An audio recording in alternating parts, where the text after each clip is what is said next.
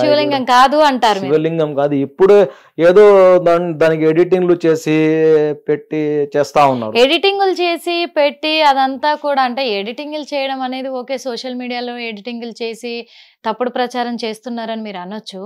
కానీ ఇప్పటికీ కూడా ఎన్నో చోట్ల కూడా పురాతనమైన గుళ్ళు పాతాళంలోకి కప్పిపుచ్చేసి ఆ వీటిపైన మసీదులు నిర్మించుకున్నారు అనేది ఉంది ఇప్పటికీ కూడా. ఎందుకంటే ఆ మసీదులను కూల్చుకుంటూ ఒక్కొక్కటి నరేంద్ర మోడీ గారు అయితే వాటి కింద ఉన్న దేవస్థానాలను మొత్తం కూడా వెలికి తీస్తున్నాడు. మరి అది ఎంతవరకు అబద్ధం అంటారు? మరి నిజంగా ఈ మసీదులు అక్కడ ఆ పురాతనమైన టెంపుల్స్ ని కూల్చేసి అదే భాగంలో మసీదులు కట్టుకొని ఆక్రమించుకోవడం అనేది వాస్తవం కాదంటారా? ఇందులో చాలా మంది అంటే చరిత్రను వక్రీకరించి చెప్తా ఉన్నారు.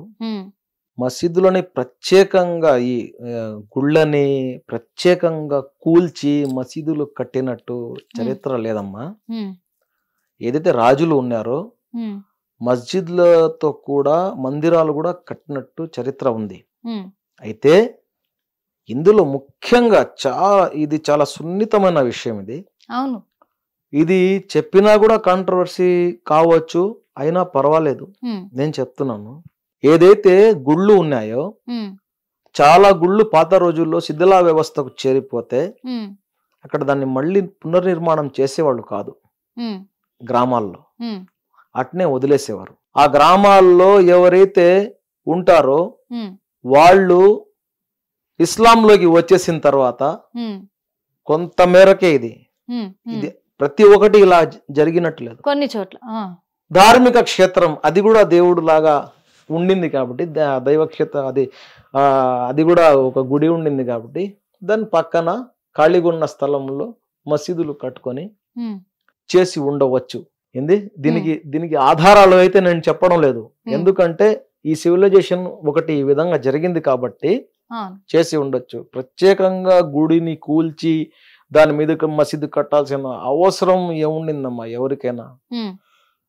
ఒకవేళ ఎక్కడైనా అలాగా జరిగి ఉంటే ఈ విధంగా వాళ్లే ఇస్లాంలోకి వచ్చారు కాబట్టి, ఆ ఊరికి సంబంధించిన వాళ్ళే అక్కడ ఉండే స్థానికులే ఉన్నారు కాబట్టి దాని పక్కన కట్టుకొని ఉండవచ్చు. అంతేగాని ప్రత్యేకంగా ఇప్పుడైతే మీకు హైదరాబాద్ మొత్తం విస్తరించిపోయింది.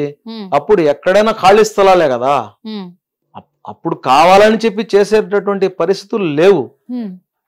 ఇప్పుడు ఇవన్నీ చేస్తా ఉన్నారు. ఇవంతా చేసేసి ముస్లింలని ఏదో వాళ్ళు చేశారు చరిత్రలో అని చెప్పేసి ఇప్పుడు ఔరంగజేబ్ గురించి, టిప్పు సుల్తాన్ గురించి వీళ్ళందరూ చేశారని చెప్తున్నారు. టిప్పు సుల్తాన్ వారు ఎంత పెద్ద గుడి కట్టించి ఉన్నారు శ్రీరంగపట్నంలో. శ్రీరంగపట్నం పేరే మార్చలా. ఆయన రాజుగా ఉండి రంగనాయకుల స్వామి గుడి కట్టి ఉన్నారు. అక్కడ ఎంత పెద్ద గుడి ఉంది అక్కడ. ఆ శ్రీరంగపట్నం అనే పేరుని అట్టే పెట్టారు. ఒక శృంగేరి మఠానికి మఠం కూడా ఆయన కట్టించారు. ఈరోజు నాకు తెలిసి 30 ఏళ్ల క్రితం ఎవరైతే టిప్పు సుల్తాన్ హీరో అంటున్నారో ముస్లిమ్స్ కాదు, అందరినీ దొంగలు అంటున్నారు.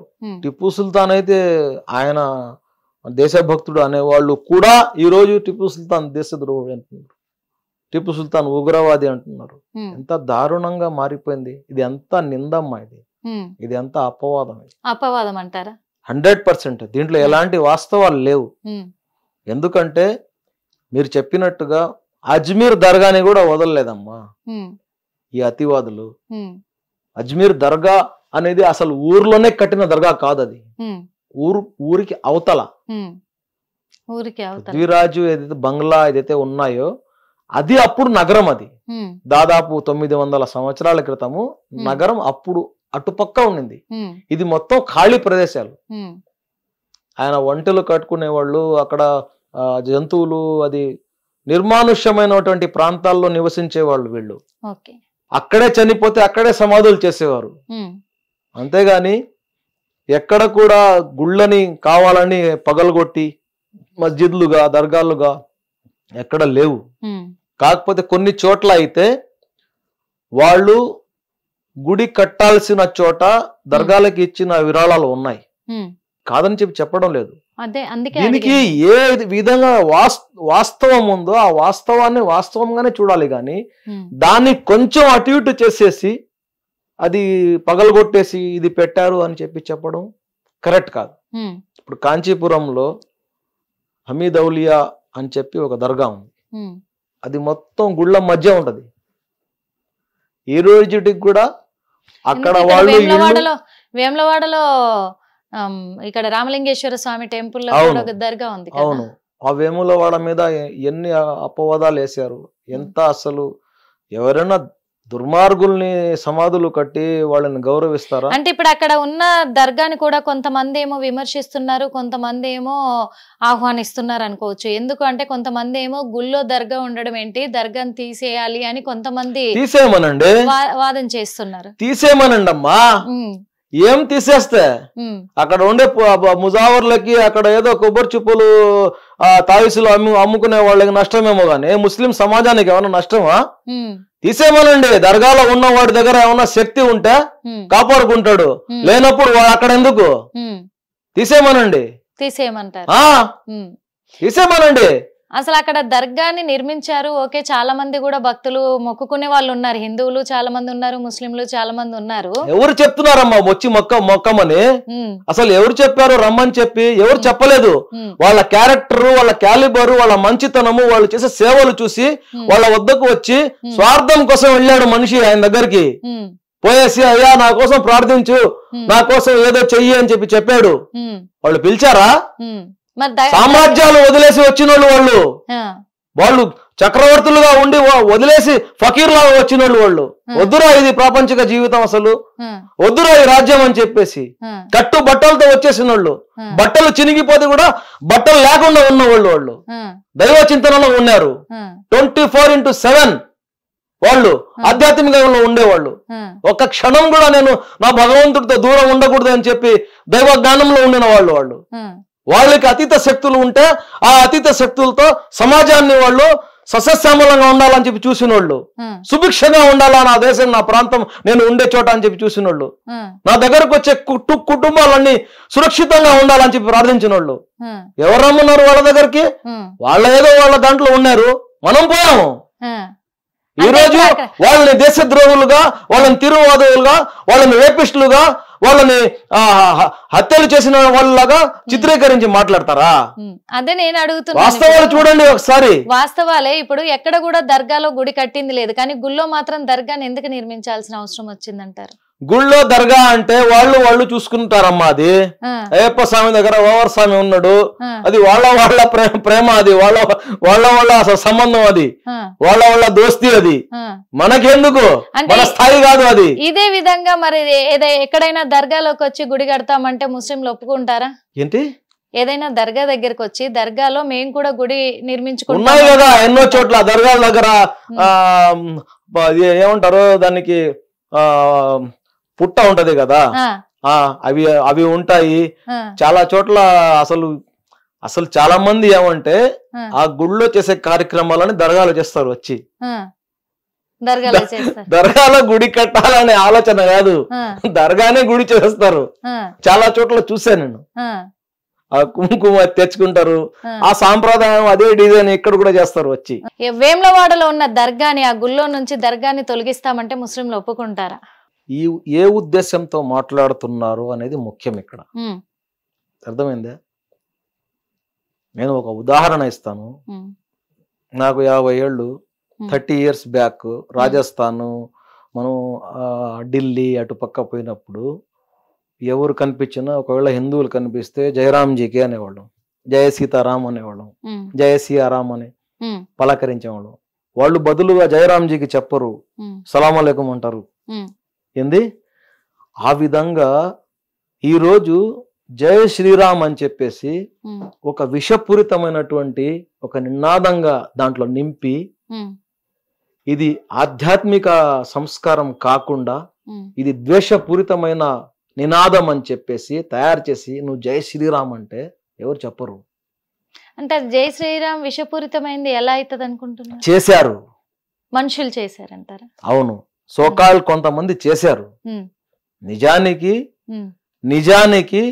రాముల వారిని అవమానిస్తున్న నినాదం అది, భక్తి నినాదం కాదు. భక్తి నినాదం అయితే ఎలా ఉంటుంది? జయరాంజీకి జయరాంజీకి భక్తి నినాదము మీరు చెప్పగలరా? జయ సియారాం భక్తి నినాదము. చెప్పేదేమో లక్షల సార్లు చెప్పినాం, 100ల సార్లు చెప్పినాము. జై సియారాం. ఎన్నో కుట్రలు చేసే నాయకులకే జయ అన్న జయ అన్న అంటాం. వీళ్ళు ఎవరు? దేవుళ్ళు. దేవుళ్ళు దేవుళ్ళుగా మా హిందూ సోదరులు వాళ్ళని పూజిస్తున్నారు. వాళ్ళని చేయి 100 సార్లు కాదు, 1000 సార్లు 1,00,000 సార్లు చెప్తాము. ఎందుకు చెప్పకూడదు?